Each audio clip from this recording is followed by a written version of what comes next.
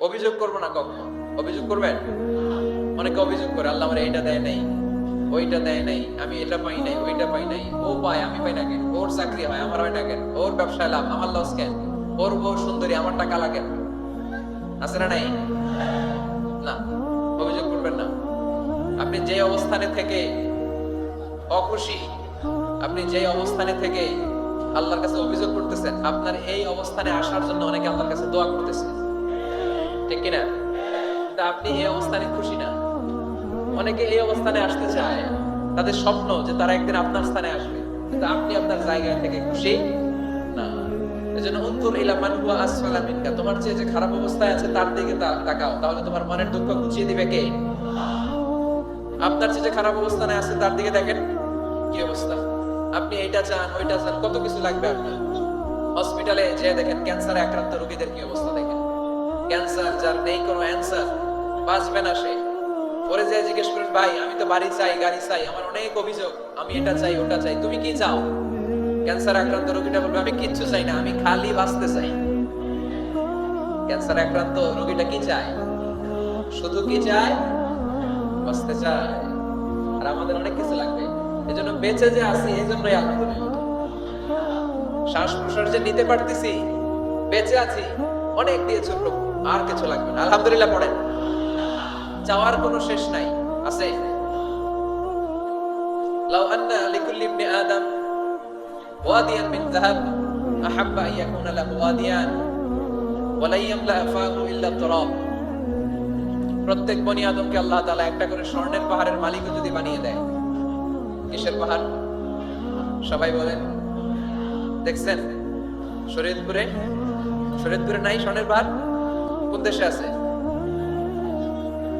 Saudi আরব। স্বর্ণের পাহাড় নাই, স্বর্ণের খনি আছে। স্বর্ণের পাহাড় এই পৃথিবীতে হবে না, স্বর্ণের পাহাড় পাওয়া যাবে জান্নাতে, ঠিক কিনা?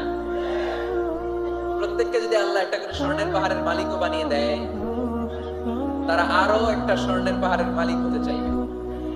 আচ্ছা বুঝে শুনে উত্তর দেন তো, আল্লাহ যদি আমাকে একটা স্বর্ণের পাহাড়ের মালিক বানিয়ে দেয়, আমার 14 পুরুষ এই পাহাড়, স্বর্ণের পাহাড় কেটে কেটে ভেঙে ভেঙে বিক্রি করে খেয়েও এই পাহাড়ের অর্ধেকও কি শেষ করতে পারবো? তাহলে আরেকটা লাগবে কেন? স্বভাব, ঠিক না? স্বভাব কি? মাইকে সমস্যা? শোনা যায় নাকি যায় না? ইয়েস নাকি নো? শোনা যায়? মাশাআল্লাহ। তো হাত দেখালেন কেন? এটা শোনা যায় না? তোমাদের ইয়েস নাকি নো? এই যে কই ইয়েস, হ্যাঁ ইয়েস নাকি নো? অর্ধেক কইছি ইয়েস, অর্ধেক কইছি নো। আলামিন কই রে ভাই তুমি? আমাদের আলামিন ভাই কই? একটু ইয়েস করে দাও এখানে। যেখানে যেখানে নো আছে এগুলো কি করে দিতে হবে? ইয়েস। তো একটা স্বর্ণের পাহাড়ের মালিক যদি আমি হই, আমার 14 পুরুষ খেয়েও শেষ করতে পারবে, তারপরেও আমি আরেকটা কেন চাই? স্বভাব। আল্লাহর হাবিব বললেন এটা স্বভাব। ওয়ালা ইয়ামলা আফাহু ইল্লা তুরাব। কবরের মাটি ছাড়া কোনো কিছুই তার এই জিহ্বাটারে থামাতে পারবে। যার আছে যত বেশি, তার আরো চাই তত বেশি। কি রে ভাই, এটা কি? এই যে ভাইরা, তোমরা আওয়াজ করো। শরীয়তপুরের মানুষ এভাবে শরীয়ত লঙ্ঘন করলে হবে? চুপচাপ বসো, চুপচাপ বসো। আপনারা প্রজেক্টর দেন নাই না? কই? রাস্তায় দেওয়া, যে কেউ দেখতে পারবে তো ওইখানে চলে যাও। ওইখানে আমি আছি না, ওই রাস্তায় আছি আমি, ওদিকে যাও। বিশাল বড় দেখা যাবে।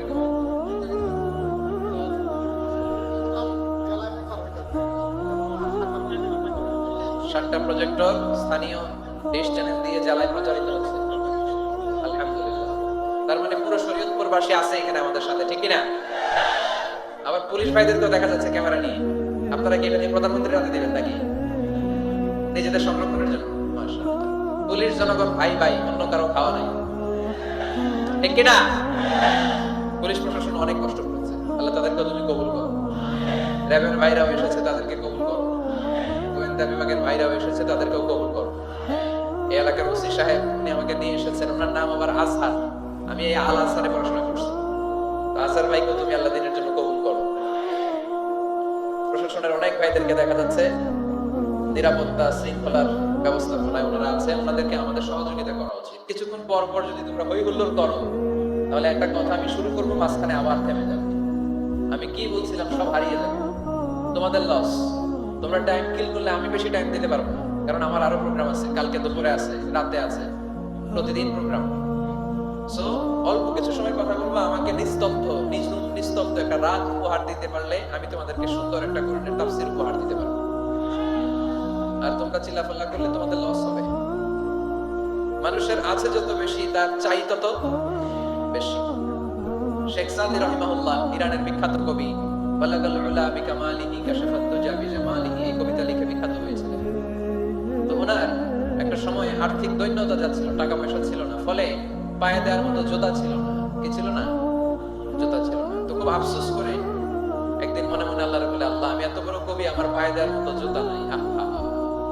আফসোস করে ঘর থেকে বের হয়েছে, বের হয়ে দেখে ভিক্ষুক ভিক্ষা করে, ওই ভিক্ষুকের দুইটা পাই নাই, ভিক্ষুকের দুইটা, আর কবি সাহেবের কি নাই?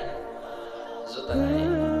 কবি সাহেব যখন এই দৃশ্য দেখছে, হায় রে আমার তো পা আছে, এর তো পাই নাই, সেজদায় পড়ে গেল। আর আল্লাহরে বলে, আল্লাহ শুকর আলহামদুলিল্লাহ, বেশ ভালো আছি, আর কিছু লাগবে না। এজন্য শান্তি হচ্ছে শুকর আলহামদুলিল্লাহর ভিতরে। শান্তি কিসের ভিতরে? শুকর আলহামদুলিল্লাহর ভিতরে। এজন্য আওয়াজ করে পড়েন আলহামদুলিল্লাহ। আপনার চাহিদার কোনোদিন শেষ হবে না। দেখবেন যার পা নাই, সে পা দেখে আফসোস করে, ইস লোকটা হেঁটে যায়, কি সুন্দর যায়, আমি তো হাঁটতে পারি না, যদি হাঁটতে পারতাম, যদি দুইটা পা থাকতো। যার পা আছে, সে সাইকেল ওয়ালাদেরকে দেখে আফসোস করে, ইস আমার যদি একটা সাইকেল থাকতো তাহলে তার হাঁটা লাগতো না, সাইকেল দিয়ে বাজারে যেতাম। যার সাইকেল আছে, সে আবার হোন্ডা ওয়ালাদেরকে দেখে আফসোস করে, ইস একটা হোন্ডা যদি থাকতো তাহলে তো ভো ভো করা যাইতো না। হোন্ডা ওয়ালার আফসোস আছে প্রাইভেট কার ওয়ালাদের দেখে, তারা আফসোস করে, ইস আমার যদি একটা কার থাকতো তাহলে তো কার চালাইতে পারতো। যাদের প্রাইভেট কার, এদেরও আফসোস আছে, ইস আমার যদি একটা হেলিকপ্টার যদি থাকতো তাহলে তো উড়াল মারতে পারতাম, ঠিক না? হেলিকপ্টার ওয়ালাদেরও আফসোস আছে, আমার যদি একটা জেট প্লেন থাকতো, jet plane, private jet plane, ও প্রিন্স ওয়ালিদ বিন তালালের মতো 70% মেড অফ গোল্ড, তার একটা জেট প্লেন আছে, এটার 70% স্বর্ণ দিয়ে বানানো। তার মানে চাওয়ার কোনো শেষ আছে নাই। সুখ শান্তি যদি চান, অলওয়েজ পড়বেন আলহামদুলিল্লাহ। কে পড়বেন? টাকা যার বেশি, টেনশন তার বেশি। সাধারণত টাকা যার বেশি, রোগ তার বেশি। টাকা যার বেশি, শান্তি তার কম। আপনি খোঁজ নিয়ে দেখেন, হাজার কোটি টাকার মালিক, ঘরে শান্তি নাই, স্ত্রীর সাথে মনোমালিন্য, স্ত্রী যায় একদিকে, উনি যায় আরেকদিকে, পোলায় কই যায়, পোলায় নিজেও জানে না, মেয়ের অবস্থা খারাপ, আরেক ছেলের সাথে হাঁটে। তো এই হচ্ছে এদের লাইফস্টাইল। সবাই না, আল্লাহওয়ালা যারা তারা ভিন্ন। রাতে এদের ঘুম হয় না, অনেকগুলো ঘুমের ট্যাবলেট খেয়ে ঘুমাতে হয়, ঘুম আসে না, ঘুম আসে না। কিন্তু রিক্সাওয়ালা, কুলিওয়ালা, দিন মজুর, এদের রোগ বালাই আছে? কথা বলেন। খাওয়ার সমস্যা আছে, ঘুমের সমস্যা আছে, শুইলেই ঘুম আসে, যেখানে রাইত ওইখানেই গাই। ঘুমাইতে দেরি, নাক ডাকতে দেরি হয় না, ওর নাকের ডাকের আওয়াজে ট্রাকের ইঞ্জিন ওঠে। শান্তির ঘুম। এই জন্য সবসময় শান্তি খুঁজতে হবে। কি খুঁজবো? শান্তি দেওয়ার মালিক কে? আল্লাহ তুমি এই দেশটাকে শান্তিময় করো।